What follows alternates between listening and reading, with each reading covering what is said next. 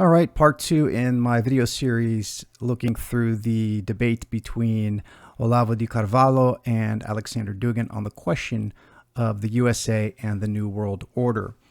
In the first video, I read through de Carvalho's response to the question, what are the historical, political, ideological, and economic factors and actors that now define the dynamics and configuration of power in the world, and what is the U.S. position in what is known as the New World Order. I'd highly recommend to go and read or listen to that response by de Carvalho because I think it sets up the debate nicely. I think de Carvalho points out that they have a common enemy, and it's the roots of this common enemy, the globalists, which Dugan claims is a uniquely American product, and de Carvalho claims is a supranational entity. And de Carvalho says that the geopolitics of the 20th century aren't sufficient to identify and contend with this supranational entity.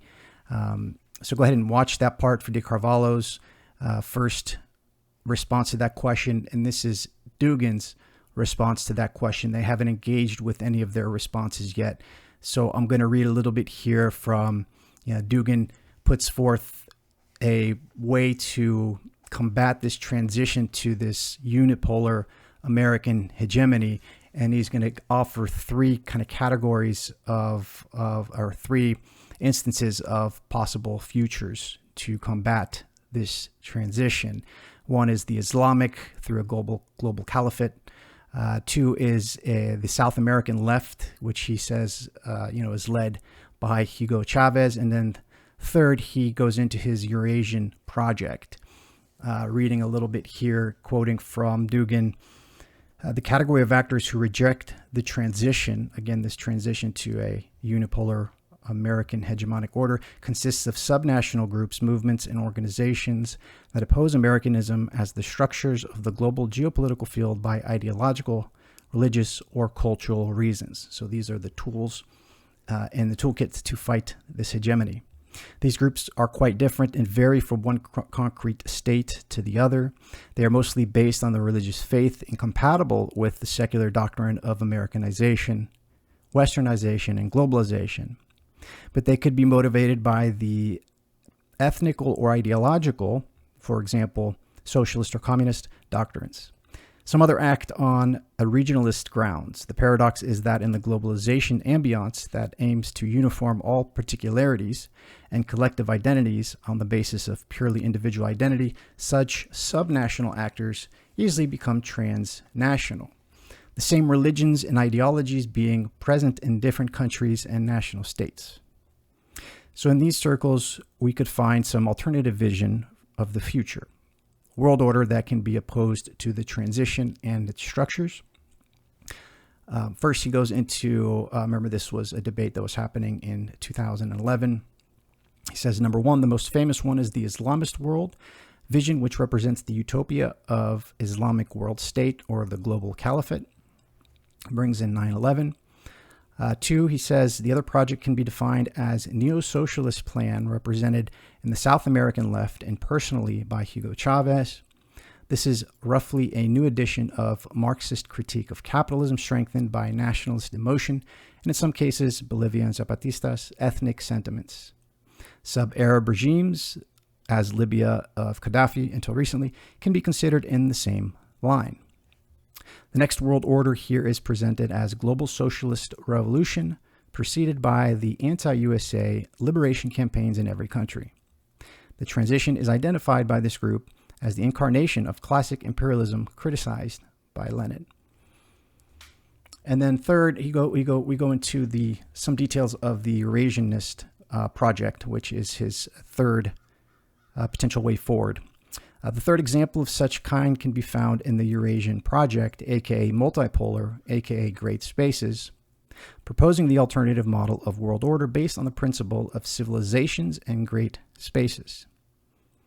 It presupposes the creation of different transnational political, strategic, and economic entities united by community of civilization and main, in some cases, religious and some secular and cultural values. They should consist of integrated states and represent the poles of the multipolar world. European Union could be an example of such form. There can also be Eurasian Union, project of Kazakhstani president, the current one at that time, Islamic Union, South American Union, Chinese Union, Indian Union, Pan-Pacific Union, and so on. The North American Great Space can be regarded one of several other more or less equal poles, nothing more. He says we could add some more theories, but they are of smaller scale. And to close out his response here, there is in the present state of affairs a serious gap between the national states and ideological movements mentioned above operating on the different levels. So the national states lack the vision and movements lack sufficient infrastructure to put their ideas into practice.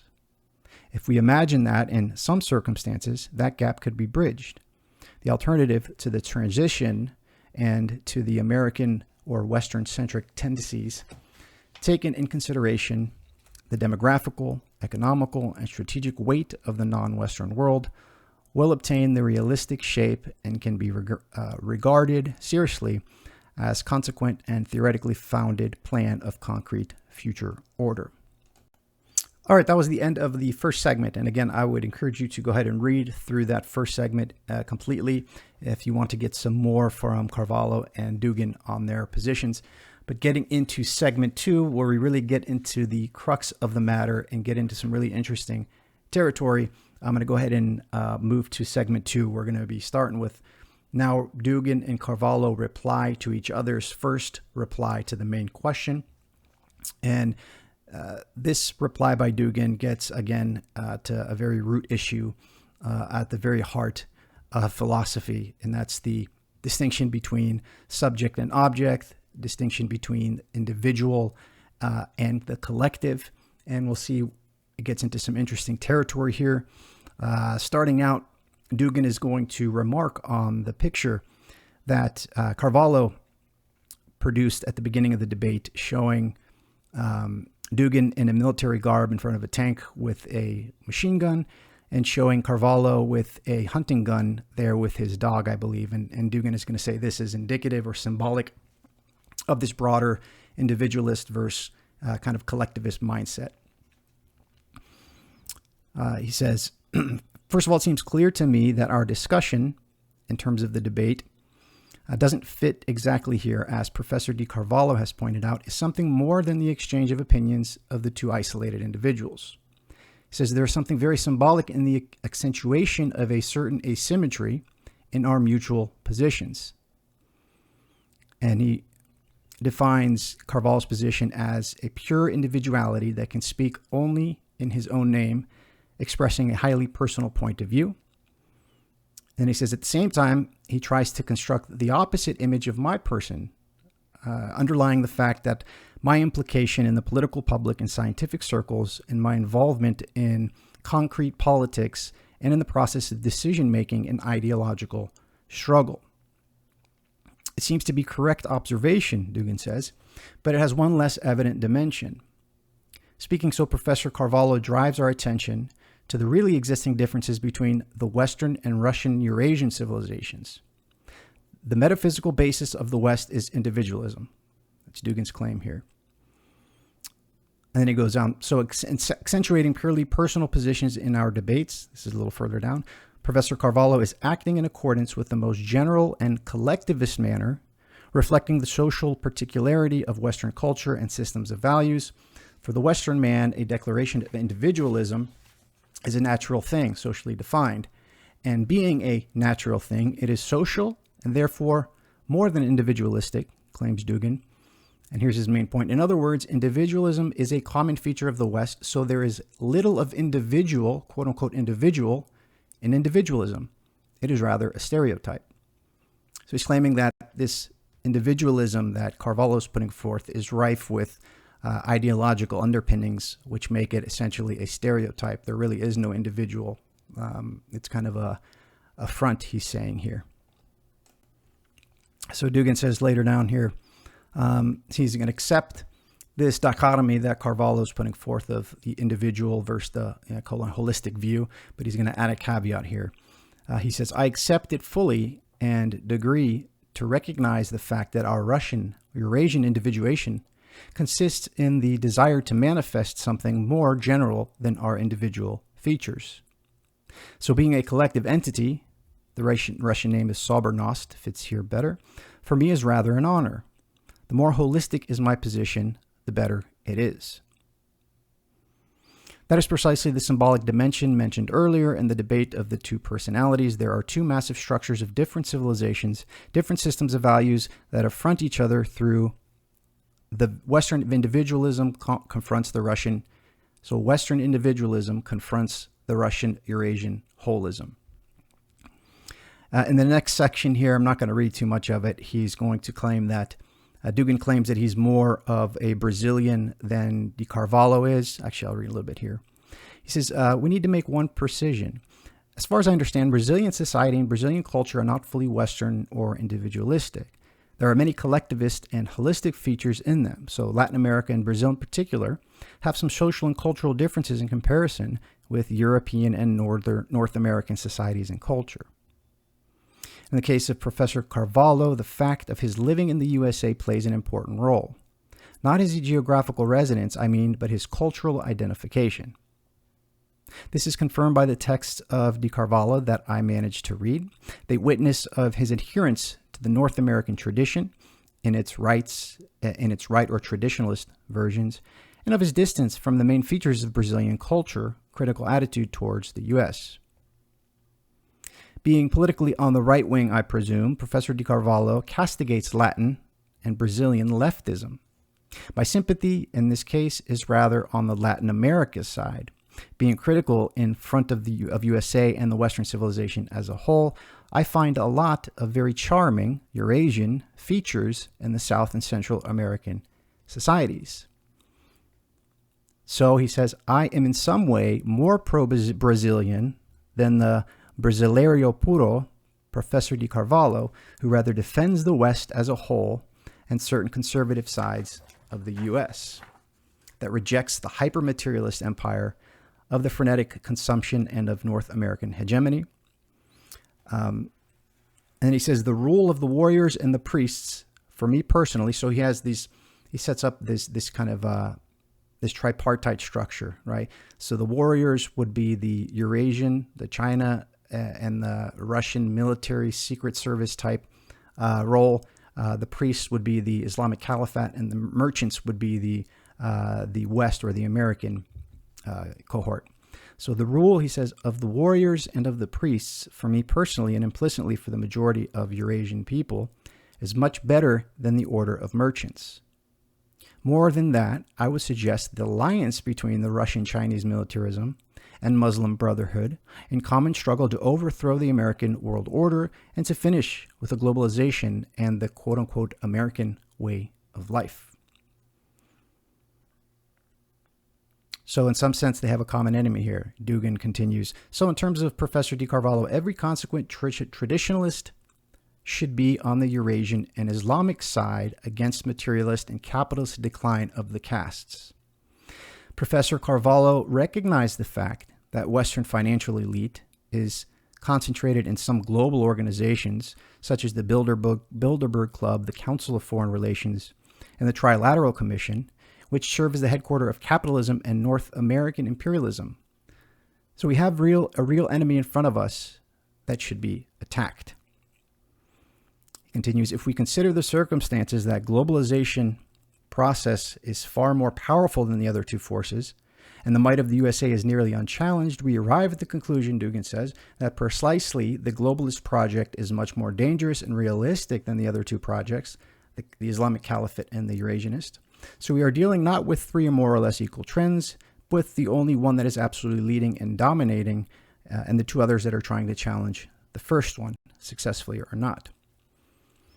And the main point here, he says, in such a situation, the question is posed in the following way, Dugan says. Should we accept the global financial elite transnational rule as something inevitable and resign from the struggle for any alternative only because we don't like Eurasian or Islamic projects? If we could imagine some other doctrine as an alternative, it would be a good thing, but it is not so easy. And further he goes, So we have the main course of things, the creation of one world, the world government, and ruling global financial oligarchy, the West.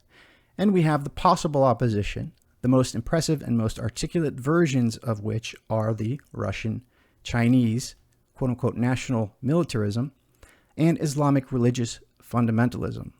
The choice is clear, and everyone is invited to make it by himself, Dugan says. Moving further down the text a bit here, he says, if there are only three forces, the realistic choice should be made accepting one of them as a position. But this point is not clearly affirmed in Professor Di Carvalho's text. We see that he hates the Russian-Chinese statism and Islamic fundamentalism. It is explicit. So from this point of view, we are waiting for the next step, the defense of the West. But some remarks of Professor Di Carvalho indicates that it is not so. He treats the Western globalization in skeptical and critical terms as well. So we rest perplexed and hope he would make this point clear in the future. And he gives a little bit of an attack later on. He says, for his style of discussion, Di Carvalho, this seems to be a rather clever stylistic step so that the observers would follow the discourse with closer attention, being intrigued as me myself. KGB, the Communist Party, and Al-Qaeda sins are sufficiently exposed by the professor. But what about CIA, Bilderberg, Pentagon, neocons, PNAC, empirical grunts, Hiroshima and Nagasaki, the occupation of Iraq, Afghanistan, the bombing of Serbia? It's the end of that little section there. Continuing with Dugan's reply, the section is entitled The Validity of Classical Geopolitics. Again, Carvalho's position is that classical geopolitics is insufficient to contend with the real nature of what's happening in terms of the New World Order. So Carvalho's position was, even though in current debates these three blocks are almost invariably designated by names of nation states, states, and governments, to depict their interactions as a dispute among nations or national interests is a residual habit of the old geopolitics that does not help us at all to understand the present situation. Dugan disagrees with this. He says, I cannot agree with the affirmation concerning a residual habit of the old geopolitics that does not help us at all understand the present. And here he goes into his differentiation between the sea power versus the land power. He says, see if I can move up a little bit here. Okay, he says the Atlantic localization of the core of the global world, the rich North, the capitalist essence of its rule, the material innovative technology as the basis of the conquest of the colonies, the strategic control of the seas and oceans with the Navy forces, all these features of the globalization and present-day unipolarity, sometimes in the soft version presented as multilateralism, are the classical characteristics of the sea power. And the sea power is in the permanent quest against the heartland, which is Russia, the Eurasian, Russia in Asian movement here, being on its direct way to world domination. He says this is why the old geopolitical analysis is highly relevant, he says. It reflects perfectly the main goals of the implementation of the thalassocratic, which means the sea power world system.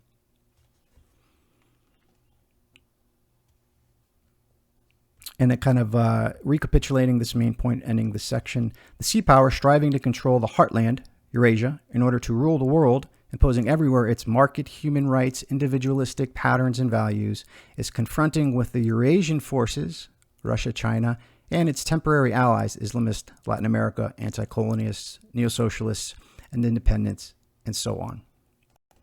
Right, next section of this debate, Dugan's response, he brings in the Open Society, which is championed by Karl Popper, led by Soros, Council of Foreign Relations, and he goes into some detail there, brings in Evola. But I want to move up a little bit here to his response to Carvalho's point. Here's Carvalho's point.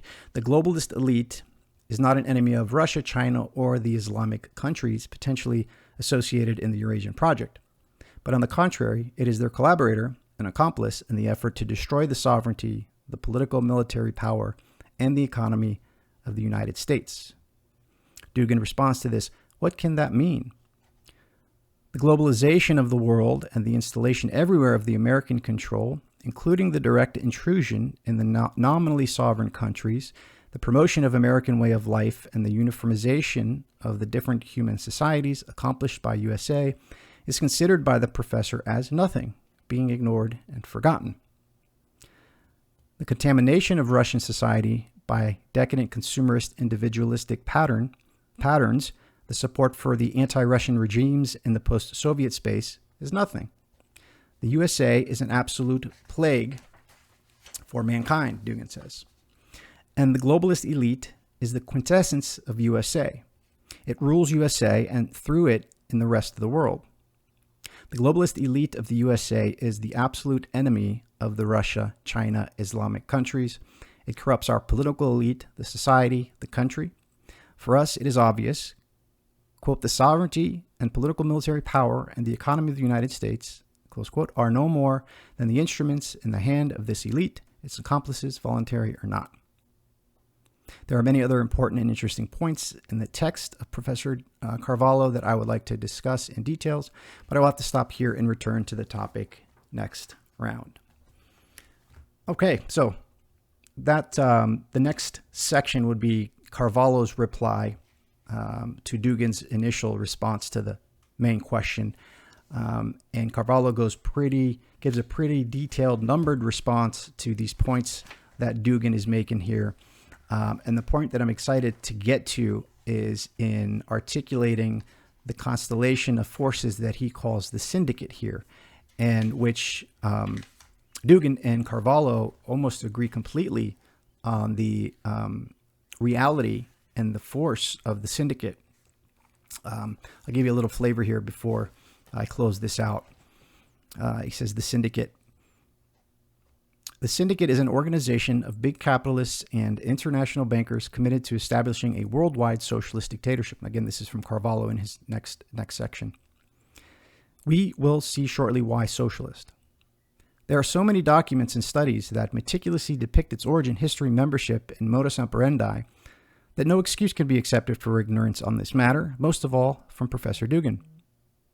He is perfectly informed about it, and if he commits errors in the conclusions he presents, it is not due to ignorance. It is because the essential bellicose nature of his approach impels him to divide the panorama into two symmetrically opposed halves, falsifying the whole picture and sending to the limbo of non-existence all the facts that refute his Manichaean simplification.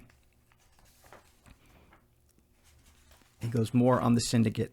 The syndicate was formed more than 100 years ago by initiative of the Rothschilds, a multipolar family with branches in England, France, and Germany since at least the 18th century. 2, the syndicate gathers a few hundreds of billionaires' families for the accomplishment of global plans that ensure the continuity and expansion of their power over the entire terrestrial orb. These are very long-term plans transcending the duration of the lives of the individual members of the organization and even of the historical existence of many states and nations involved in the process. 3, the syndicate is a dynastic organization whose continuity of action is secured by the succession from parents to children since many generations.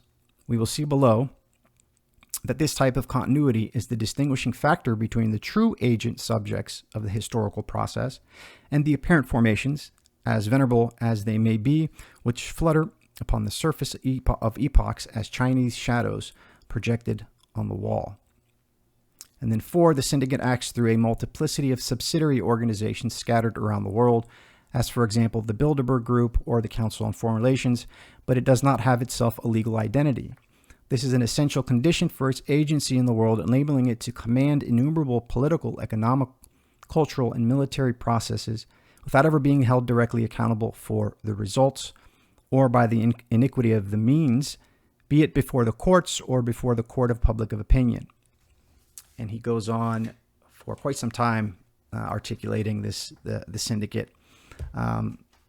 So next time we'll get into this, the heart of this second segment. So let me know what you guys think if you're still with me up until here, and I will see you guys next time. God bless.